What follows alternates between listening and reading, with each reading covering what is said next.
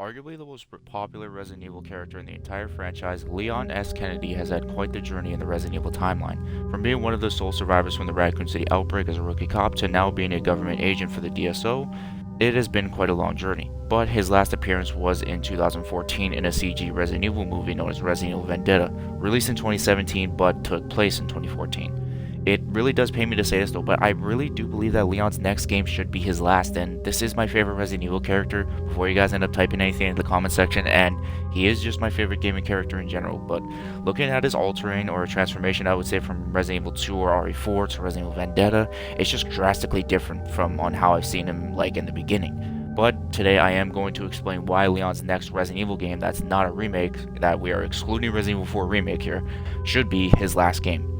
After the events of Resident Evil 6, Leon contemplates his life of fighting BOWs and joins the DSO. Before Resident Evil Vendetta, Leon and his DSO squad find themselves in a mission against BOWs in Washington, D.C. Sadly, the mission went horribly wrong and every single squad member ended up getting killed, except for Leon, of course. In the beginning of Vendetta, in the prologue, he visits the morgue seeing his entire team in body bags. One of them wakes up as a zombie and Leon proceeds to kill him, which ends up waking the others, and he ends up killing the rest of them, leaving him traumatized and emotionally scarred from that event. But I really don't believe that trauma starts there. Let's go back to where it all began for Leon in Resident Evil 2. Leon's journey in Resident Evil 2 was very traumatizing for him, and let me explain why. Imagine being a day late to your job as a police officer, which what your dream has been since a child, and the living dead are all around Raccoon City trying to eat you alive. The people you wanted to protect and serve for are already dead before you had the chance to protect and serve for them. That kind of stings, doesn't it? Well, anyways, we're moving on. As Leon ends up fighting off zombies throughout the RPD, and after meeting Claire Redfield, he ends up splitting up with Claire due to them having an abrupt split up with that big truck accident. But anyway, on Leon's solo journey, he ends up encountering a very mysterious woman named Ada Wong. As you progress throughout Resident Evil 2 with Leon and Ada, Leon creates a whole new meaning for protect and serve as he literally takes a bullet for Ada, ends up getting shot by Annette Birkin in the shoulder, which he passes out. After Leon wakes up and reunites with Ada, they start to develop feelings to the point where they ended up kissing. Oh my goodness! And then Leon finding out that she was a mercenary by Annette Birkin telling her so. Leon ends up confronting Ada, dares Ada to shoot him, but she doesn't end up shooting him though, because there definitely is feelings still there, even just in Resident Evil 2 Remake alone, or even just the original. It depends on which game you guys prefer, which is canon or not, so that's up to you guys. I'm just going with whatever it is. Probably most updated, so I'm going to go with RE2 Remake. But she ends up getting shot in the shoulder after she afraid to pull the trigger. Oh my goodness, I am already stuttering, my apologies. But she already ends up getting shot in the shoulder by Annette Birkin, the same person that shot Leon in the shoulder.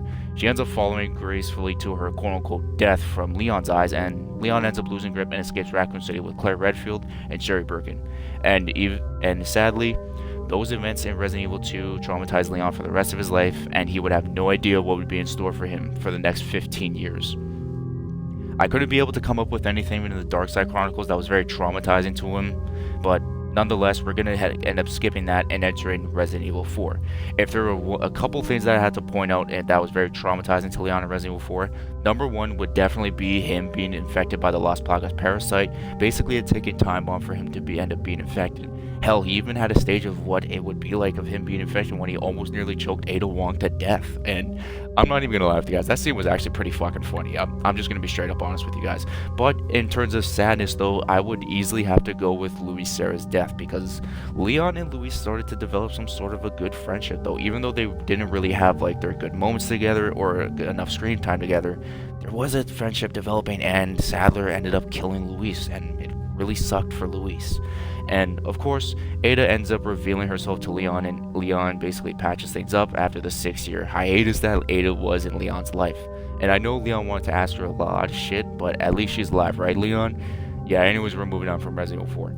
As for Infinite Darkness, Degeneration, or Damnation, nothing really stands out to me unless you're talking about the death of Shen Mei in Infinite Darkness or JD in Damnation though, but I don't think those hold that much weight. So, but anyways, let me know in the comment section down below if I ended up missing anything from those 3 movies or films or whatever.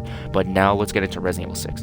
In the beginning of Leon's story, he has to shoot and kill the president, aka Adam Bedford, because he turned into a zombie, and long story short, guys, Adam Benford is the guy that recruited Leon into the U.S. government agency, aka the Secret Service, which is a callback to Resident Evil Darkside Chronicles.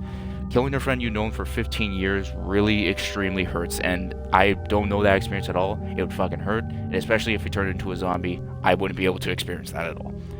But definitely there was one moment though that ended up being very, very true though, but then it ended up being false 5 minutes later, which was Ada Wong's quote-unquote death that Chris ended up telling Leon. And if I know you guys know about this though, but if you saw Leon's face, oh man, so many emotions. He felt soulless in that though. In my honest opinion, he felt so soulless, and you know, he felt weak, and it was absolutely quite funny though, because none of us believed that Ada was dead like that. But now let's get back into Resident Evil Vendetta, and you know, Leon's, you know, okay after RE6, but before Resident Evil Vendetta, again, he ends up becoming a DSO agent. But later on in the movie, we find Leon drinking his ass off all alone in a bar due to, you know, only way to cope with things and escape away from, you know, his team ended up dying and Leon had to kill him as zombies, so his only escape was with alcohol in a bar by himself. That kind of does sound familiar a little bit though, right guys? Yeah, you guys kind of know where Capcom was trying to go with this shit, and it was kind of dumb for them to do that in the first place. But anyways, moving on again. He ends up getting confronted by Chris himself and newly returned character Rebecca Chambers, and we can really witness his trauma when he says this, quote unquote, "I keep fighting and fighting and fighting. Instead of seeing an end to this shit, it just keeps getting worse. Is this what my life is supposed to be? Fighting the living dead and the bastards that make them? What's the point of it all?" Right then and there, you knew he was tired of all the bullshit that he was dealing with throughout the past 15 years, and hell, even in his childhood when his parents ended up dying. He was still questioning himself at the end of the movie whether if he was still wanting to do this, or if he was going to be stuck in the BOW world, fighting BOWs and zombies as well. So why do I say his next game should be his last? Well, because there's not really much left for him, guys. I mean, if you really do think about his entire journey throughout the RE timeline, he's basically done everything that you could want him to do. And even Leon himself is tired and he wants to escape from it all. But there is one thing left for him, and I'm pretty sure we all know exactly what that is. It's Leon getting together with Ada finally. I mean, they're obviously at that will they or won't they type of stuff. I mean, that shit has to end in the next Resident Evil game for Leon and Ada. And I know they have to end up being like together though. I mean, like not as like necessarily a relationship in the game though, but of course at the end. But I would have to say, you know, they need to star in that game, is what I'm trying to say though. And a lot of people, including myself, want to see them together and just escape from everything though, and it would be a great send-off for both of those characters. And honestly, it's kind of the only way for both of them in general, especially Leon. But another question that ends up, you know, looming around my head is that what game exactly does Leon return in? Now, of course, some people want to see him in Resident Evil 9. Some people want to see him in the upcoming Resident Evil Revelations 3 or the Resident Evil Switch game that's supposed to star with Rebecca, though, but who knows about that game. But, I mean, if he does end up starring in either of those games, I'll take it. I think the best bet would be Revelations 3, because I really would love to see, what would I like to see? Resident Evil 9 have an OG character returning other than Chris or even Leon. I would like to see Leon in a Revelations game. I think it would be pretty damn cool to see that. I'm pretty sure he's the only one out of the main four that hasn't starred in a Revelations game, so I would like to see that in Revelations 3. But nonetheless, let me know in the comments down below, what do you guys think? Is that, do you think Leon needs to basically escape from everything after the next game? Do you think he needs to be in more than one game as of right now in 2022?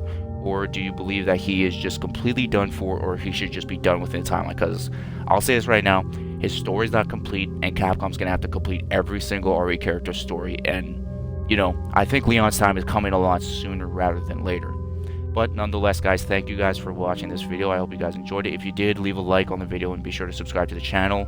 I'm doing my best to upload at least once a week for Resident Evil content, though. So, I mean, I know I've been saying that in my past videos, but it is what it is. I hope you guys have yourselves a good day, good night, and a good sleep. And take care, and I will see you guys in the next video. So, peace out and much love.